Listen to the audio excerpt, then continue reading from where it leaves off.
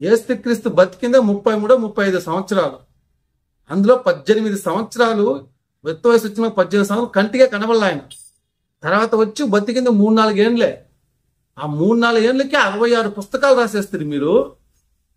చిన్నప్పుడు ఎక్కడ యేసుక్రీస్తు చిన్నప్పుడు ఏం చేస్తారు ఎక్కడ పుస్తకంలో చూపించండి. నేనేమో ప్రియురాలిని యేసే నా ప్రియుడు, నేనేమో ప్రియురాలిని యేసే నా ప్రియుడు, మేమిద్దరం కలిసి మీకు ప్రేమికులం, మేమిద్దరం కలిసి మీకు ప్రేమికులం.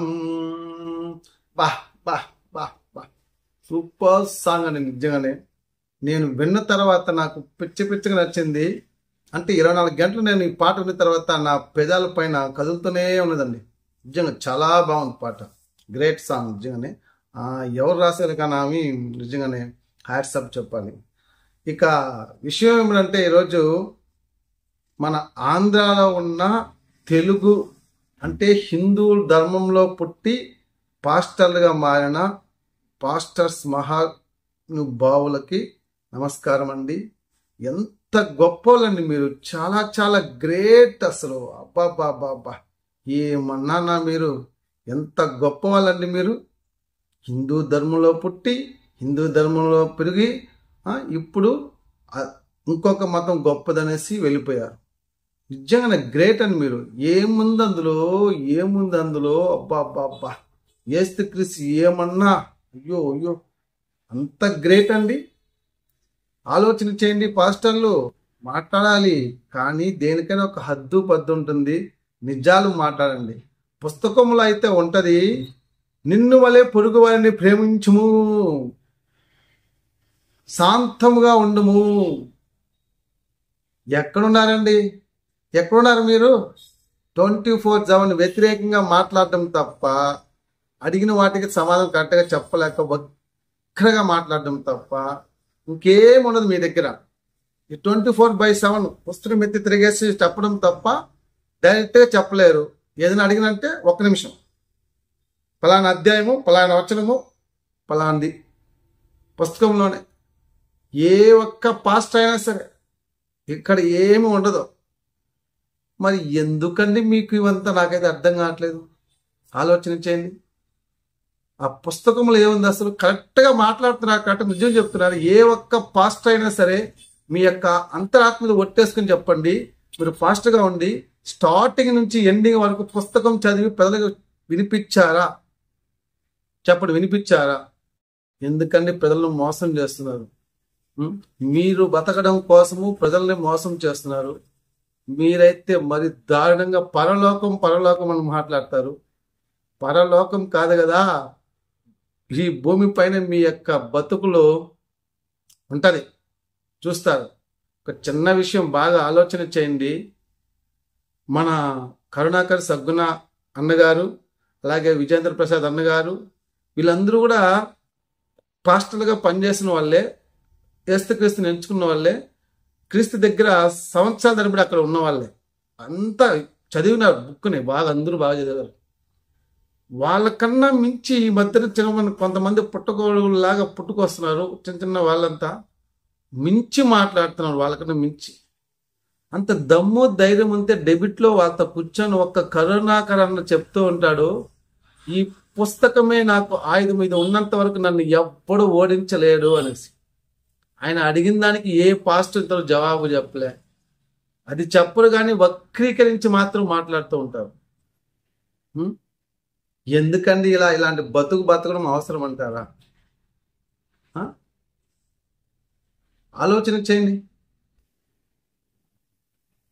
ఎందుకండి ఇలా బతుకుతున్నారు మీరు? ఇలాంటి బతుకు ఒక బతుకేనా? అది ఎక్కడ పుట్టిందో ఆ మతము అక్కడే విలువ లేదు. మీరెందుకండి మోస్తారు? ఇతర దేశంలోనే ఆ మతానికి వాల్యూ లేదు. చాలా మంది మన మతంలోకి మారిపోయి ప్రశాంతంగా ఉంటున్నారు. భార్యాభర్తలు అంటే అర్థం తెలుసుకొని హ్యాపీగా కాపురాలు చేసుకుంటా పిల్లలతో హ్యాపీగా ఉంటున్నారు. మన మతాన్ని గురించి తెలుసుకున్న తర్వాత, భగవద్గీత చదివిన తర్వాత. మీరేమారంటే ఇక్కడ వచ్చి బాధ్యతలు మర్చిపోయేసి బాగున్న కుటుంబంలో వెళ్ళేసి మీరు అగ్గిపుల్ల గీసివేసి కుటుంబంలో చిచ్చులు పెట్టి విడదీసేస్తున్నారు. భార్యాభర్తలని, పిల్లలందరినీ విడదీసేస్తున్నారు. ఏం చదువుకున్నారండి మీరు? స్టార్టింగ్ చదువుకుని హిందూ ధర్మంతోనే కదా చదువుకున్నారు. ఆ? ఇది ఎక్కడైనా అన్యాయం అండి బాబు. మీరు దారుణంగా ప్రవర్తిస్తున్నారు. భగవంతుడు చూస్తున్నాడు, దారుణంగా దండిస్తాడు మిమ్మల్ని. నిజంగా చెప్తున్నాను. దయచేసి పాస్టర్లందరూ ఒక్కొక్క పాస్టర్ ఒక్కొక్కరు మాట్లాడతాడు. ఆయన ఎవరో జాన్ పాల్ అంట. ఆయన మాట్లాడుతూ మనమంతా పాపులమంట, మనమంతా ఈ భూమి పైన పాపులమంట. ఆ పాపను కడగడానికి ఆయన యేసుక్రీస్తు పుట్టాడంట. ఏం మాట్లాడుతున్నారండి బాబు అసలు? అసలు బుర్రండి మాట్లాడుతున్నారు, బుర్ర లేకుండా మాట్లాడుతున్నారు. ఒక్కొక్క పాస్టర్ ఒక్కొక్క విధంగా చెప్తారు యేసుక్రీస్తు గురించి. కానీ మా గ్రంథంలో అలా లేదండి.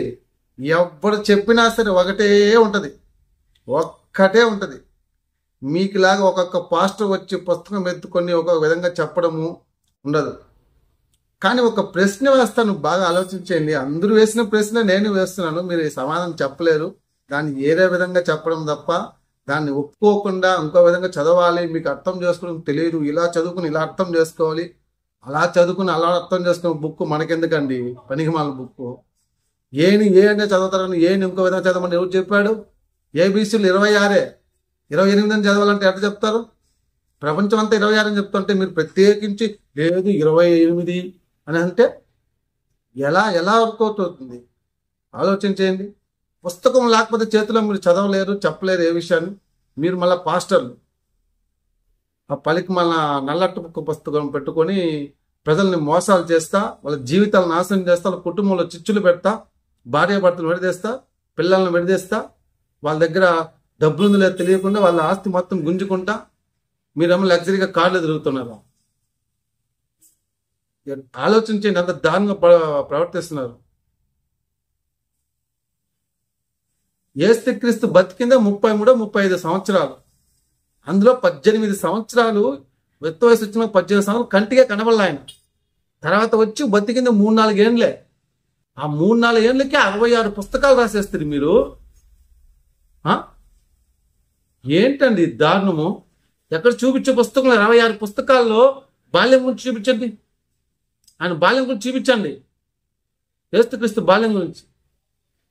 ఎందుకండి ఇలా చేస్తున్నారు మీరు? నాకైతే అర్థం కావట్లేదు.